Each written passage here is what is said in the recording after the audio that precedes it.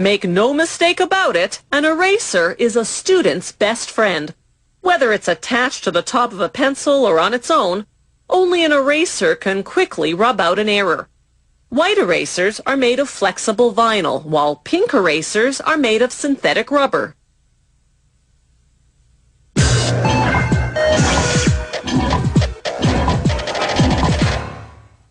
In 1736, a French explorer observed South American native Indians using a certain tree resin to make bouncing balls. He brought this resin back home, and before long, Europeans discovered it could rub out lead pencil marks, hence the term rubber. There was just one problem. After a while, rubber would rot.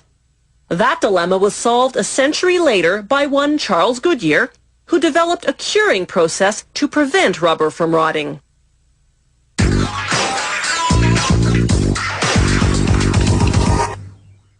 A lot of ingredients go into making a simple pink eraser.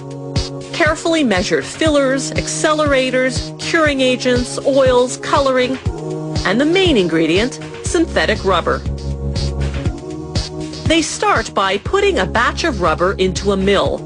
The rubber passes repeatedly between large heated rollers. They throw in any defective erasers from the last production run, recycling them into this new batch. Then they add sulfur as a curing agent, accelerators to help the sulfur do its job, and red coloring. They blend everything for 5 to 10 minutes until the mixture is the consistency of heavy dough. Next, vulcanized vegetable oil. That's vegetable oil treated with sulfur, then regular vegetable oil, then calcium carbonate as a filler.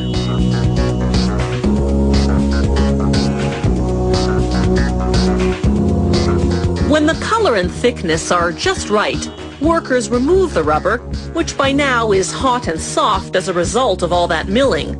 They leave it to cool and harden at room temperature for about half a day.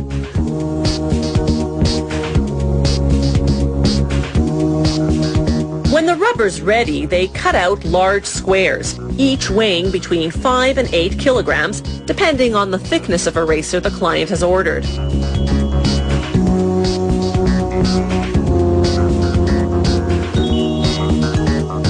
The squares go into a steam-heated press to cure for about 20 minutes at 163 degrees Celsius. The pressure compacts the rubber, while the intense heat hardens it.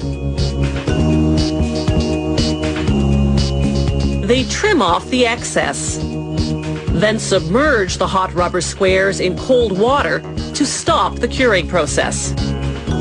To make erasers that erase both lead and ink, they cut beveled strips from 2 batches of rubber, one pink and one blue.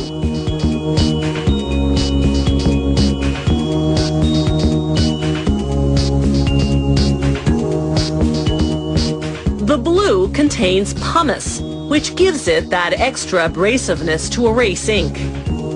They pair up each pink with a blue to form a 2-color strip. Then it's into the steam press.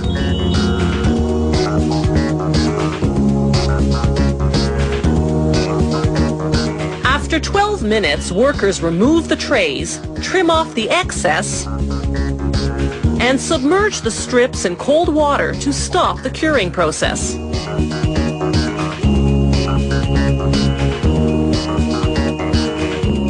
Then an automated machine chops the strips into pieces the size of erasers.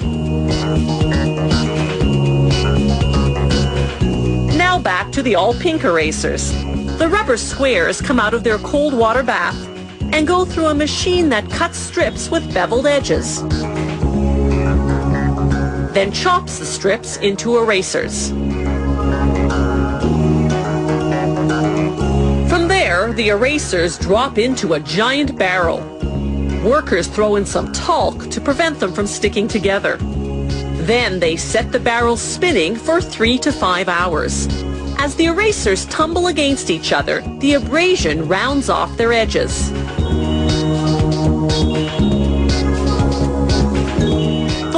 step is printing. A machine stamps each eraser with the company name and the model number.